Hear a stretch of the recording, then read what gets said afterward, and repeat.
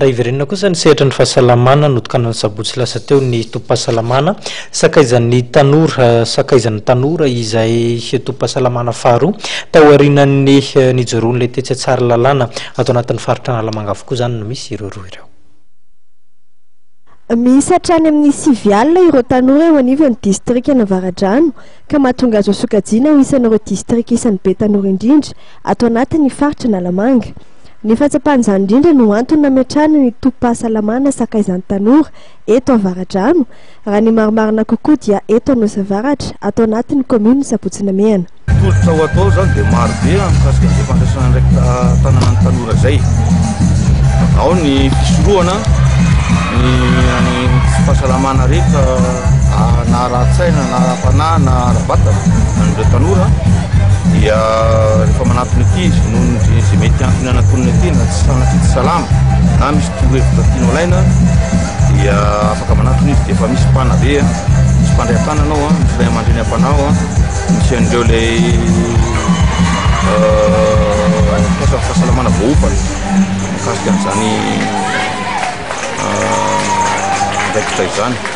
Fiara-miasa ny ministera ny fahasalamam-bahoaka tamin'ireo mpiara-miombonantoka sy malala-tanana no nafahana nanao ny asa fananganana ity tompo-pahasalamana ity. Isan'ny malala-tanana nanampy tamin'ny fananganana fototra-fitrasa ny solombavam-bahoaka Rola voafita ato anivon'ny distrika Navaradrano dia ny solombavam-bahoaka Benjamin Andriamintatsoa sy ny solombavam-bahoaka Jerira Andriambolaina. Misy ireo fanabeazana amin'ny lafina olona rehetra izany. Izany lafina olona rehetra izany ohatra fitaizam-batana, fitaizan-tsaina, fanabeazana ny voana fikolokoloana ny fahasalamana. Manomboka dia mbola kely satria ny tanora amin'izao fotoana izao ka ray aman-dreny rehefa kely. Ary ihany koa tompona ndraikitra dia ohatra ny hoe ahoana ny fikarakarana vehivavy satria ny vehivavy dia araky ny fitenintsika dia loharano ny poira dia amin'io koa zany ilaina ny fahasalaman'ny vehivavy ny fandrindrana izany fiainam-pianakaviana izany dia ilaina ihany koa zany eo amin'ny fiainan'ny olona rehetrarehetra. Ity tompo-pahasalamana sakaizan'ny tanora ity no faharoa naorina eto Analamanga aoriana ny eny tsara lalàna. Manana tombony araka izany ny commune Sabotsynamehana. Ny tompo-sakaizan'ny tanora izay mipetraka eto amin'ny commune Sabotsynamehana distrika Navaradrano faritra Analamanga dia tombony be ho anay eto anivon'ny commune Sabotsynamehana ny fahazahoana ny tompo-sakaizan'ny tanora io.